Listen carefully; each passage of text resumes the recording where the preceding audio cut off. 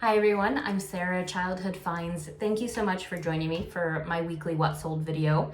Today we are going to talk a little bit before I go into my solds. So first thing, I'm hiding in my hallway because my neighbors are blasting music and it's so just reverberating through my home. So I'm trying to hide from it. But besides that, I wanted to talk a little bit about what your favorite and least favorite things are about reselling. I would love if you guys could share in the comments for me. Tell me what you love and what you don't like about reselling, whether you're part-time, side hustle, full-time, whatever you may be. Let's chat about it in the comments. I'm going to tell you about mine, and I would say mine are probably unpopular opinions or not the typical for a reseller because of who I personally am, just because it's just me. It's what fits my personality. So for me, I don't have anything I absolutely hate about reselling besides cleaning shoes. That I hate. That's full hate. But besides that, there's nothing I really hate. There are just things that are more draining on me than others. I will start with the things I do like. I actually really like shipping. I find it quite therapeutic to just go about my mornings grooving through some items. Unless it's a horrible breakable, then it can be a little stressful. I like listing. I really don't mind that. And I love researching. I love finding out about items and doing that kind of stuff. So I really do enjoy every aspect in different ways. I'm very lucky to have so few dislikes. I don't enjoy interacting with really snotty customers, but that's any business and anybody probably. But probably the thing that brings me the most stress is sourcing. So I know that most resellers, their favorite thing is sourcing. A lot of people get to where they source so much it turns into hoarding or things like that. It becomes so addicting and such a high when you're finding these items. But for me, I'm anxiety ridden. I have mental health issues I battled my whole life. I find it quite stressful. So a morning or a day of sourcing for me completely wrecks me. It completely exhausts me, whether it was mostly spent sitting in the car or just puttering through halls or through aisles. It drains me. But I like aspects of it. I like finding items that other people see as garbage and saving them from the garbage. I like interacting with other really kind people, and I love hearing stories. I love to talk to people about their items and learn from them. I like being able to do this with my friends sometimes and being able to go out with other people and source. It's an enjoyable thing, but it's something it's something that if I got the opportunity to mostly give it up, like if I was able to just go to garage sales like every other weekend, every once in a while, or thrift stores every once in a while, I would totally thrive off of that and be happy if I made connections and networked, and if I was able to find people that do storage units and they don't want some of the stuff, like they don't want to sell the flatware because hello, I will sell your flatware. Or they don't want to sell certain things out of it and they don't want to deal with it. Or estate cleanouts, if they just need someone who will move stuff and clean stuff and not complain and gets to take some items home, I'd do that. But I need to network, so that making connections is such a big part of reselling, and it's such a difficult part for me. It's so hard for me to make that initial connection, and it's something that I'm continuing to work on, and that's all we all can do, is just try to continue to better ourselves in our weaknesses of our business, or whatever we are doing in life. And that's what I'm always trying to do. So if you're a person that wants to make a connection and you have sources and too many items to deal with and need someone to take off your hands, just let me know, guys. I'm in the Reno, Carson City area of Nevada, and I'm willing to travel. But besides that point, those are some opinions I have about reselling. I am very lucky in what I do, and that I like many aspects. There are just some things that are a little more draining than others, is how I would put it for myself. So otherwise, guys, let's go ahead and get started on some what solds. I will say this was a decent week. Not a showstopper, not a filthy rich week, but definitely a decent week, getting me closer and closer to meeting my goals again, which I am very excited about. So we're gonna keep moving forward and get started on some what solds. So first one we're gonna start with here is Steely Dan Countdown to Ecstasy vinyl. And this one I actually got from a really good viewer and friend. They gave this to me to resell and it sold for $23.95. It only took maybe a month to sell. And it was just exciting to finally get some vinyl to list because it's basically impossible to find decent vinyl in my area anymore. Then next, I just got this pretty recently at some yard sales, probably 3 or 4 weeks ago, where it was just make a giant pile and we'll make a price. And it was a 1998 Treasure Troll Bala Galoob new in-box vintage doll toy.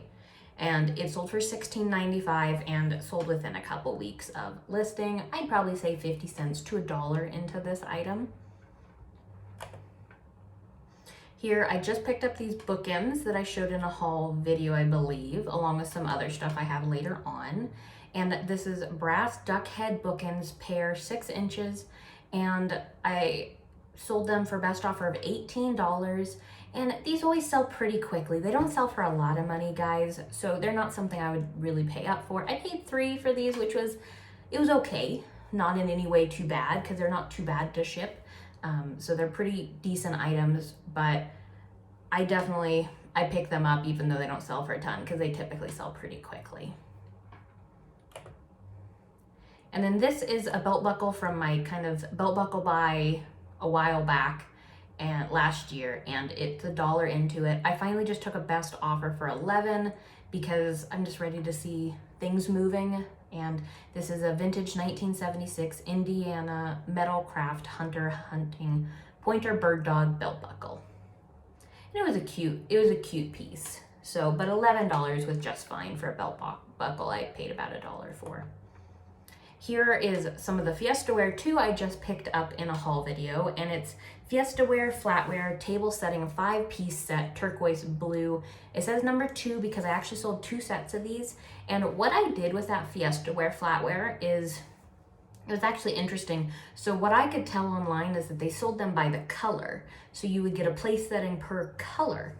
And so I had 10 full place settings of colors. A couple of the same ones, but 10 lots, guys. And I had them from about 25 to 30 a piece. So amazing pickup, that flatware. And I've sold this one so they bought both the turquoise sets for $50 total. And then of course I refunded some shipping for them. But I was super excited for that flatware because it was $10 for the box of it. And that was one of my mother-in-law's finds. This one we picked up at a thrift store. My mother-in-law said she remembered grabbing it. I picked it up out of the pile and had no idea where this came from, but it had a sticker, I think, of $2 on it. So it's a Celeste brass tone filigree crepes metal picture photo frame, easel back vintage. I just took a best offer of $20. Just, again, guys, I'm just trying to get things moving. I'm happy to give deals. So just trying to get things moving and make some money, and, you know, wait for later in the year when sales hopefully will pick up again. Because last year, like I said in a previous video, July seemed to be where my sales tend to recover a little bit. And this is not a great buy, and it took forever to sell, but it was little. It's a vintage die-cast miniature pencil sharpener Golden Gate bridge with box. I took a best offer of $5, guys, so rolling in it. And I paid 50 cents at a yard sale. It's fine. I don't want to make a habit of those sales, but every once in a while, it's fine. It was cute. And these I just picked up at an estate sale, I think a weekend or 2 ago, and they're Keen Women's Venice H2 Blue Waterproof Hiking Sports Sandals. And they sold for my sale price. So I actually, to get my sales to trying to bolster my sales, I did a 10% off sale on my store, and it seemed to definitely help. So I'm really glad I went ahead and did that. I only use sales occasionally when I need to get some income, when I feel like my store is stale, and sometimes during holiday season I do it. So I tend to price my items well, and then the sale is just a bonus for the buyers. And I will say, I thought about not doing my most recent items on the sale, but I just went, you know what? Let's just do everything. And so a lot of my most recent items did sell because they're the new fun garage sale finds, of course, and they were faster movers to begin with. So I could have made a little more money on some of these items, but I'm happy they're moving. So they did sell for $22.45. I don't know if I said that. I paid $2 for them. This I just picked up in the haul video as well. It's a 1999 Ardley Elliott Titanic Heirloom Porcelain Music Box, and sold for the sale price of $26.95. And I paid $2 for this at a yard sale and picked up another one that's exactly the same as well. So that one will sell for about the same when it sells. These I've had listed for probably a year and a half. I picked them up for $2 at a yard sale. It was actually, I think, my first clothing item I ever listed, because in my SKU system it's number 1. So I think it was the first clothing item I listed. So it's gone. And it's Knox Rose Women's American Flag Sequin Distressed Denim Jeans Shorts, size 8/29. And by first clothing, I mean first clothing I like actively started sourcing. I sold clothing before then, but it was just because it was like I accidentally found something decent and bought it. This, I'm more actively looking at clothes, shoes, and purses this year. So every year I try to improve a category for myself, and this year I'm still working on clothes, shoes, and purses, and of course flatware. And then we have Cutting, Training the Horse and Rider hardcover Bill Freeman, and it sold for the sale price of $17.95. I picked this up probably 2 months ago at a thrift store for $1.99. This I picked up, I don't know, probably 2 years ago, and I paid, I think, $1 for it at a thrift store. It's an Aurora White SE Plush Llama Corn Llama Unicorn 2018 Epic Fantasy Base Hugger. It took a long time to sell, but I don't really mind that with plush. Plush is long tail, guys. A lot of my items are long tail. I am that kind of seller, and that's okay. I, of course, want the fast moving items, but what I can find in my area are definitely going to be longer tail items. And this one is also been listed for, I'd say, a year and a half. And I believe I have about $1 into it. It's a signed Florenza Limoges Cameo Portrait Pendant Necklace Vintage Avon Chain, and it sold for the sale price of $26.95. I've sent so many offers on this, but it did finally sell. But again, jewelry's this big. I don't care if it's long tail. Here's another piece of the Fiesta ware. It's a serving set, a 5-piece serving set, multicolor, and it sold for the sale price of $26.95. This is so I have a little less than 50 cents into each of these Fiesta ware lots, so I'm so excited about that. This I just picked up in a haul video that the last haul video I posted, and it's a Fry Leather Melissa Zip Crossbody Cognac, is that what it is? Brown leather purse bag. Sold for $49.45 on my sale price. Probably would have sold for full price if I didn't put it on sale, but I'm totally fine with the sale price. And I have $1 or less into this because it came from the rummage sale. This one we picked up at a yard sale for $4. Not the best buy I've ever made, but it still made good money, and it was easy.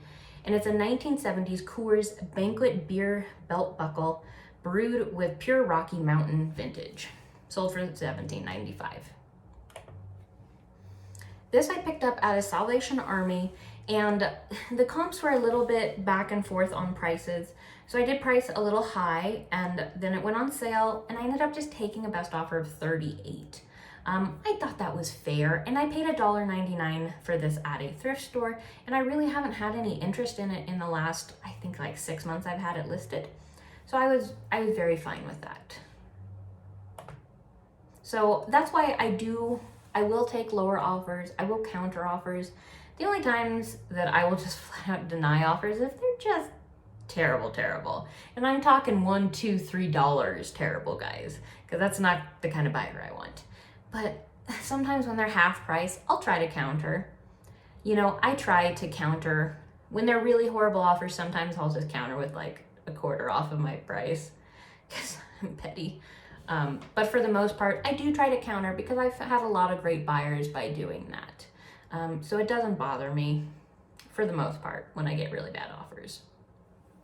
This one is a Fry Melissa Zip Satchel Crossbody Strap Bag Purse Brown Distressed Leather. Again, just got this at the rummage sale for about less than $1 and sold it for the sale price of $89.96. Both of these sold in the same day. It was a good day for purses.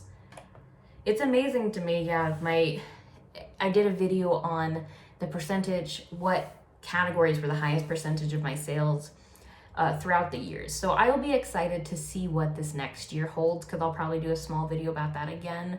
And right now, flatware is number 2, books are number 1 still, plush are number 3, brass is high up there. You know, it's interesting to see how the years change and how sourcing changes. And I think it just shows that I'm really trying to make this reselling thing work so badly, because every year I adjust to the things that I can find. I'm happy being an everything seller. I didn't even talk about this. Let's go back. It's a pair of brass duck figurines, animal home decor vintage. I just lotted these 2 little guys up. I just took a best offer of $13. I paid $1 each for these at a recent estate sale. This one is my showstopper of silverware, guys. These ones are wild to me. This is 3 Laufer Towel Magnum Satin Stainless Japan Flatware dinner forks. Guys, I took a best offer of $60. I made $20 a fork. It's crazy. So very exciting for me because I have like, I don't know, quarter into this lot. So $60 for this lot, guys. And people want to complete their sets or add on to their sets. It's amazing, this market, to me. It's just amazing. This I got from my viewer and friend as well, and it's a Gibson Greetings Wedding Invitations lot of 3, 8 per pack, vintage invites.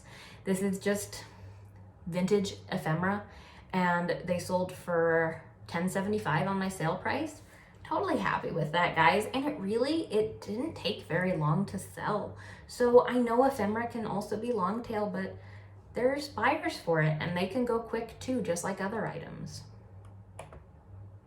This is a Lovey, I think I took a best offer of 13 on this, or 12 or 13, guys. I apologize, I can't quite remember from this morning. But it's a little giraffe plush Lovey baby security blanket, polka dots, pink satin trim from 2012. And I think it sold, it's been a few months, and I paid $1 for it at the thrift store. This one I've showed a few times because I got a stack of this same record at a sale. I have one more, I believe, after this. So I have one more of these, but they've been an awesome little income. I mean, so I love multi-quantity. I don't find it much, but when I do, it's awesome. And this is the Slits Cut Vinyl 12-inch record 2019 40th anniversary re-release. And it was sealed and sold for the sale price of $26.05. And then I just have 2 cross-listing sales to share with you guys. Again, my cross-listing isn't wonderful, but we are still pushing forward with it. I'm gonna give it 2 years and see where I am again at 2 years.